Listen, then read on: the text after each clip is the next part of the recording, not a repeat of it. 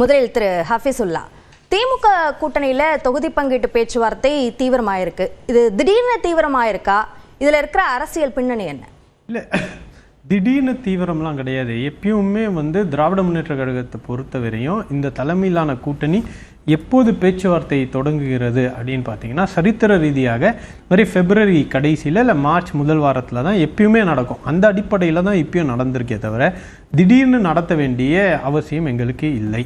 ஒன்று, நீங்கள் பேசிகிட்டு இருக்கும்போது கூட்டணி ஆட்சியை பற்றிய பேச்சு இரு தரப்பிலும் இருக்குது அப்படின்னு சொல்லிட்டு இருந்தீங்க. ஆனால் இன்றைக்கி கூட பேசக்கூடியவர்கள் காங்கிரஸ் மட்டும்தான் அதை அதிகமாக பேசிகிட்டு இருந்துச்சு. மற்றவர்கள் எல்லாரும் திமுக கூட்டணியில் கூட்டணி ஆட்சி என்பது இப்போதைக்கு சரி வராதுன்றதை கம்யூனிஸ்ட் முதல் கொண்டு விடுதலை சிறுத்தைகள் அவர்கள் ஆட்சியில் பங்குன்ற அவர்களுடைய கொள்கையை கூட இல்லை, இப்போ அது சரியான நேரம் இல்லை அப்படின்னு சொல்லிட்டாங்க. காங்கிரஸ் மட்டும்தான் பேசிகிட்டு இருந்துச்சு. அவங்களுடைய கிரீஷ் ஜோடங்கருடைய ஒரு தனியார் யூடியூப் சேனலுக்கு கொடுத்த பேட்டியிலன்றது அதிகார பகிர்வு என்பது அமைச்சர்கள் மட்டுமல்ல, அதில் வேறு விதத்தை தான் நாங்கள் குறிப்பிட்டோன்றதை அவர் போன வாட்டி சொன்னார். இப்போ கூட ஹைகமாண்ட் தான் டிசைன் பண்ணோம் அப்படின்ற அளவுக்கு இந்த கூட்டணியில் அந்த கூட்டணி ஆட்சி பற்றின பேச்சுகளுக்கு ஒரு முற்றுப்புள்ளி கிட்டத்தட்ட வச்சாச்சு. இவை யாருமே தனியா போய் எங்களில் 4 பேர் அமைச்சர் ஆவார்கள், எங்களில் எழுந்து அதற்கு பிறகு முற்றுப்புள்ளி வச்சாச்சு, அவ்வளவுதான். இப்ப இன்னைக்கு என்னன்ற சூழல் தான். Politics is about today.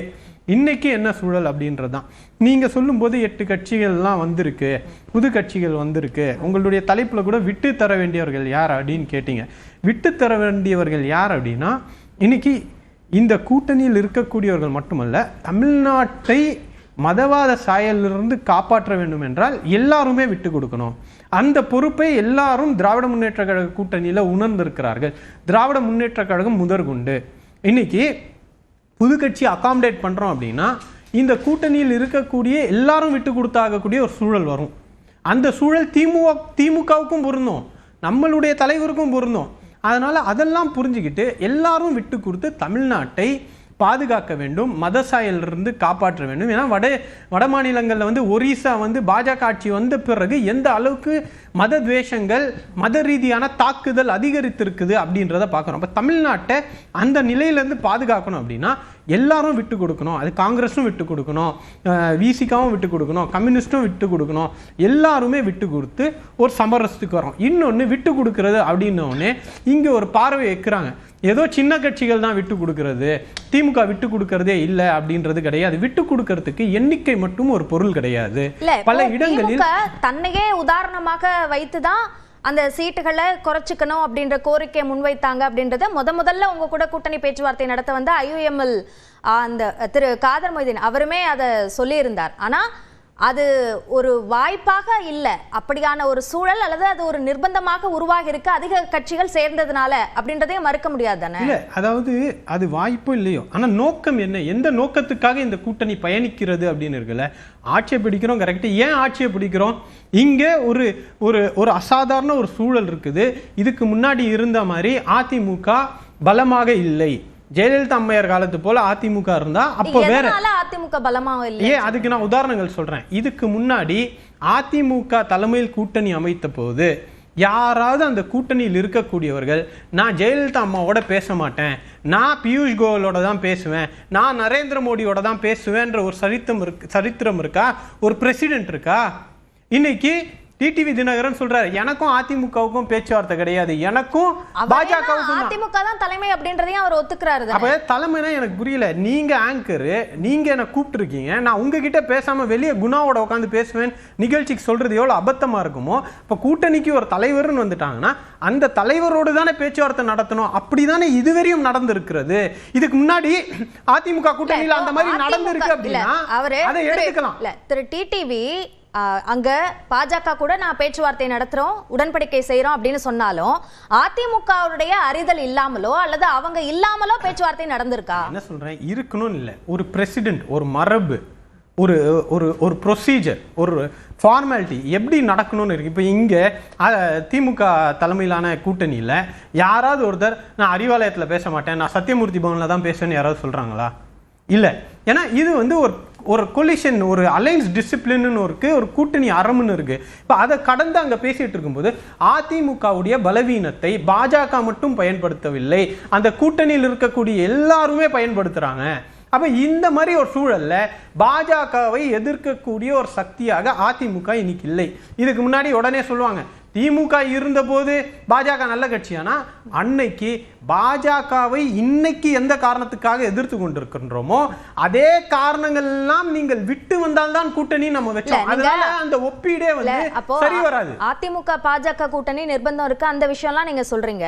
இப்போ வழக்கமா இந்த நேரத்துல தான் திமுக கூட்டணி பேச்சுவார்த்தையை, தொகுதி பங்கீட்டு பேச்சுவார்த்தையை தொடங்கும் அப்படின்னு சொல்றீங்க. போன தேர்தலில் பிப்ரவரி 26ஆம் தேதி தான் தொகுதி பங்கீட்டு பேச்சுவார்த்தைக்கான குழுவை திமுக அமைச்சது. இந்த முறை 22ஆம் தேதிக்கு பிறகாக தொடங்கப்படும் அறிக்கை வெளியிட்டிருந்தாங்க. ஆனா 21ஆம் தேதியே அப்படியான ஒரு பேச்சுவார்த்தை, குழு அறிவிப்பு, இது எல்லாமே நடந்துருச்சு. அப்போ பொதுவெளியில அப்படியான ஒரு பேச்சுவார்த்தை இல்ல, முன்கூட்டியே இப்போ இருக்கிற சூழல்ல 4 நாளும் முக்கியமான நாள் தானே சார். 26ஆம் தேதி அறிவிக்கிறது ஒரு நாள். நீங்க ஒரு மாசம் முன்னாடி காங்கிரஸ் கடந்த முறை 26ஆம் தேதி பிரஸ் மீட் வச்சு தேர்தலுக்கான அறிவிப்பை வெளியிட்டாங்க. 26க்கும் 22க்கும் ஒரு 4 நாள் 2 முக்கியமான விஷயங்கள் இருக்கு. அப்ப நாங்க வந்து எதிர்கட்சியாக இருந்தோம், இன்னைக்கு நம்ம ஆளுங்கட்சியா இருக்கிறோம், நிறைய கட்சிகள் உள்ள வருது. இப்போ அதனால ஒரு 4 நாள் முன்னாடி வந்து டேட் அறிவிச்சது, இதுக்கெல்லாம் நம்ம வந்து ஒரு எக்ஸ்பிளனேஷன் கொடுக்கணுமா அப்படின்றது எனக்கு என்ன கேக்குறேன்னா, இப்படியான பேச்சுவார்த்தையை முன்னாடியே தொடங்கலையே, காத்திருக்கோம் அப்படின்னு காங்கிரஸ் சொன்னது, அப்போ அதெல்லாம் ஒரு நிர்பந்தமாக திமுகவுக்கு மாறியதா? அதனால முன்கூட்டியே அறிவிக்க வேண்டிய சூழல் வந்துருச்சான்னு. அது ஒரு 4 நாளுன்றது ஒரு பெரிய விஷயம் கிடையாதுன்ற, நான் வழக்கமா நடக்கிறது தான். இப்ப நீங்க இதை நாங்க ஜனவரியிலே பண்ணியிருந்தோம்னு வச்சுக்கோங்களேன், அப்ப நீங்க சொல்றது ஒரு நியாயம் இருக்கு. தலைவர் அவர்கள் கரெக்டான நேரத்துல சரியான விஷயங்களை எப்போதுமே செய்வார். அதை தான் இந்த வாட்டி செஞ்சிருக்காரு. இப்பவும் ஏன் அப்படின்னா எப்போ மாடல் கோட் வரும்ன்றது தெரியல. அதனால இந்த தேதியை அறிவித்து விட்டு நாங்க எந்த பதற்றமும் படவில்லை. நீங்க பார்க்கலாம், நீங்க வந்து அவசரப்பட்டு எல்லாரையும் ஒரு பதற்றத்தோடலாம் அணுகல. ஊடகத்துல இருந்து எவ்வளவோ பிரஷர் வந்தாலும், வெளியில இருந்து என்னென்னமோ பிரஷர், ஆமா கூட்டணி உடைய போகுதுன்னா நிறைய ஊடகங்கள் பேசிக்கிட்டே இருந்தாங்க. இன்னைக்கு பதில் வந்துச்சா இல்லையா? எப்போ அமைக்க போறீங்க, இவரோட பேசிக்கிட்டு இருக்காங்க, அவரோட பேசிக்கிட்டு இருக்காங்க, உடைய போகுதுன்னு கிட்டத்தட்ட ஒரு 40 நாளாக, நான் ஊடகத்தை தப்பா சொல்லல, வரக்கூடிய கிசுகிசுப்பு லீக்டு செய்திகளை வச்சு, செய்திகள் தகவல்கள் என்ன வேணாலும் வச்சுக்கோங்க, லீக்டு நியூஸ், அந்த லீக்டு நியூஸ்களை வச்சுக்கிட்டு இன்னைக்கு வந்து ஒரு செய்திகள் போயிட்டே இருந்துச்சு. ஒரு பிரஷரை வந்து உருவாக்க முயற்சி பண்ணாங்க. நாங்க அதுக்கெல்லாம் எந்த பதற்றமும் வராம நாங்க எல்லாம் ஒத்துமையா இருக்கோம். ஒரே நோக்கத்தோடு தமிழ்நாட்டை காப்பாற்ற வேண்டும், தமிழ்நாடு தலைகுனியாதுன்ற ஒரு நோக்கத்தோடு போராடிக்கிட்டு இருக்கிறோம். அதுல ஒருமித்த கருத்தோட எல்லாரும் இருக்கோம். எல்லாரும் விட்டு தருவதற்கு தயாராக இந்த கூட்டணியில் இருக்கிறார்கள். ஏன்னா இங்க தனிப்பட்ட நலனோ இல்ல தனிப்பட்ட எந்த விஷயமும் எங்களுக்கு கிடையாது. சரி, திருமிகு சிவசங்கரி, இப்போ பிரதமரோட வருகைக்காகவே அதிமுக இந்த தொகுதி பங்கீட்டு பேச்சுவார்த்தையில நிதானம் காட்டுதா? இல்ல அப்படி இல்ல அப்படி சொன்னாரு. எங்களுக்கு பதட்டம் இல்லைன்னு சொல்லும் போது அவர் ரொம்ப பதட்டத்தோடு பேசுறாரு.